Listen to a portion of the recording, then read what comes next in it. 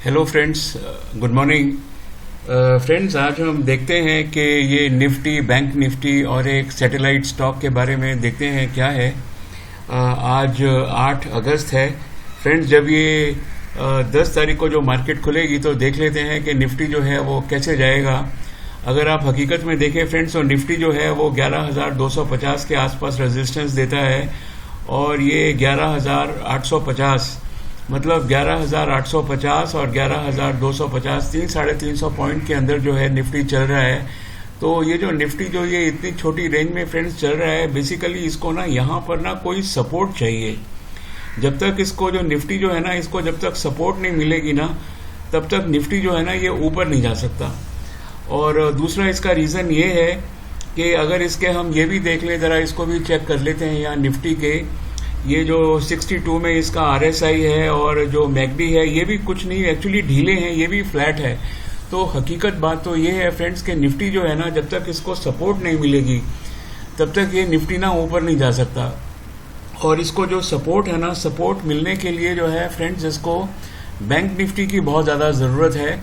तो ये bank Nifty को भी देख लेते हैं फ्रेंड्स। ये बैंक निफ्टी क्या कहता है, ये मैंने बैंक निफ्टी यहाँ पर लगाया हुआ है और बैंक निफ्टी देख लीजिए तो बैंक निफ्टी भी जो है बहुत दिनों से, करीब पिछले आप समझ लीजिए कि यहाँ पर करीब पिछले 15, 20, 25 दिनों से अगर देख लीजिए तो बैंक निफ्टी भी जो है ना वो 21 और 23,000 के बीच में ही घूम रहा है।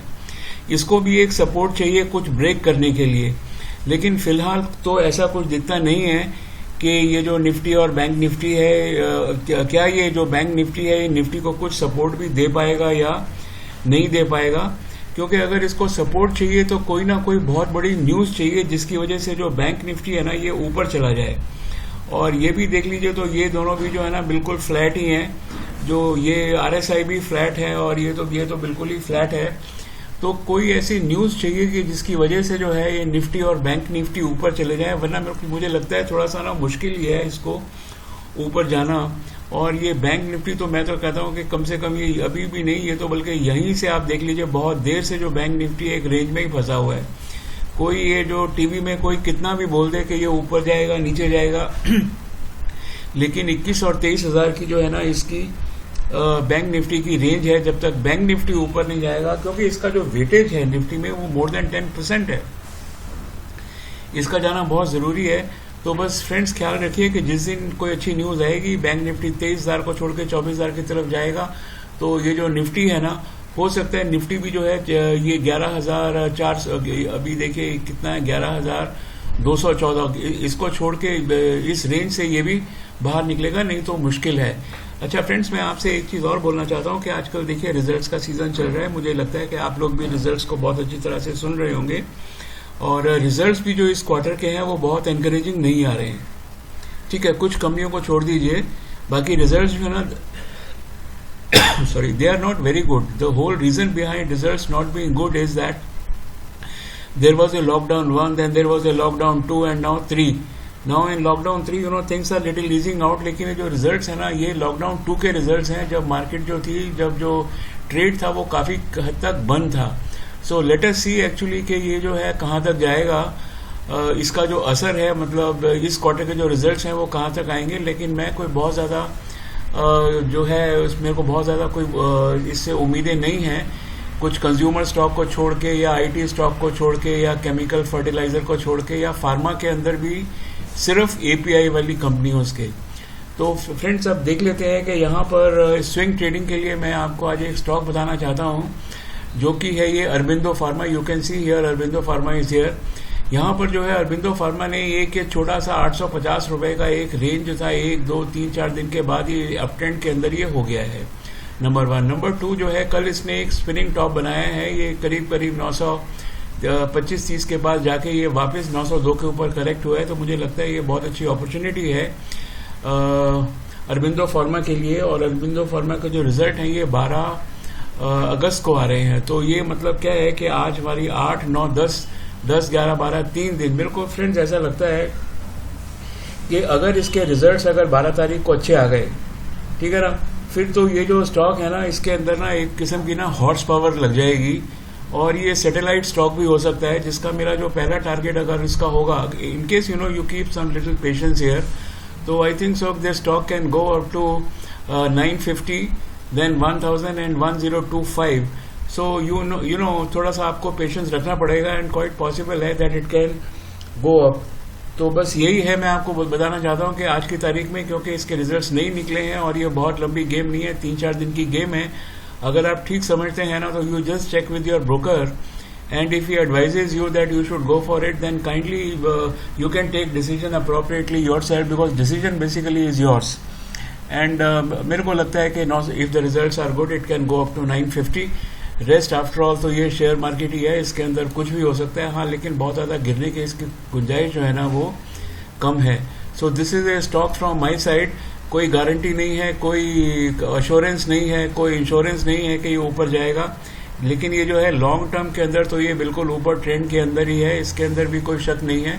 और फ्रेंड्स, ऐसा ही जरा निफ्टी का भी ट्रेंड देख लेते हैं. यहाँ ये बैंक निफ्टी का भी ट्रेंड देख लेते हैं. बैंक निफ्टी का तो फिलहाल तो वो है और माइल्ड अप ट्रेंड के अंदर निफ्टी है, कुछ ज़्यादा बता नहीं रहा है. और ये बैंक निफ्टी और जो निफ्टी है उसको भी देख लेते हैं यहाँ पर, तो हमारी एक स्टोरी जो है वो कंप्लीट हो जाएगी. निफ्टी में तो कोई दिक्कत नहीं है, फिलहाल तो ये अप ट्रेंड के अंदर है. I think it is in a nice up trend. So but having come to 11,200, it definitely requires the support of Nifty. तो फ्रेंड्स, मैंने आज आपसे जो है निफ्टी की बात करी है, जिसमें मैं कह रहा हूँ कि निफ्टी को अगर ऊपर जाना है तो उसको बैंक निफ्टी की सपोर्ट चाहिए. That is number 1. जब मंडे को खुलेंगे तो हमको कोई यूएस के हमारे पास क्लूज नहीं होंगे, हमको अपने क्लूज के ऊपर ही काम करना पड़ेगा. तो लेट्स होप सो कि जो हमारी जो कोई बैड न्यूज़ ना हो, लेकिन फिर भी जो है हमको जो बैंक निफ्टी में 23,000 की जब तक ये रेंज नहीं टूटेगी तब तक हम कुछ नहीं कर पाएंगे. That is number 2. और ये नंबर 3 जो है, जो मैं आपको आज एक स्टॉक जो मेरे दिमाग में आ रहा है, एक्चुअली मैंने इसकी परचेज ऑलरेडी जो है 860 के ऊपर करी हुई है.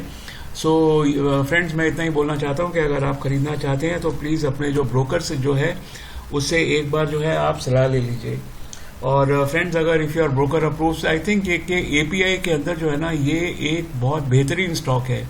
इसके साथ कोई इफ एंड बट नहीं है. और इसमें 2 सबसे बड़ी खासियत ये है कि अरबिंदो फार्मा जो है ना, ये ना फॉर्मुलेशंस भी बनाता है एपीआई के अलावा. तो जो फॉर्मुलेशंस का मतलब है, ये फिनिश्ड प्रोडक्ट बना के और कंपनीज को ये सप्लाई करता है. खुद मार्केटिंग तो मेरे को नहीं लगता कि अरबिंदो फार्मा करता है, खुद तो ये सिर्फ जो है एपीआई के अंदर ही है.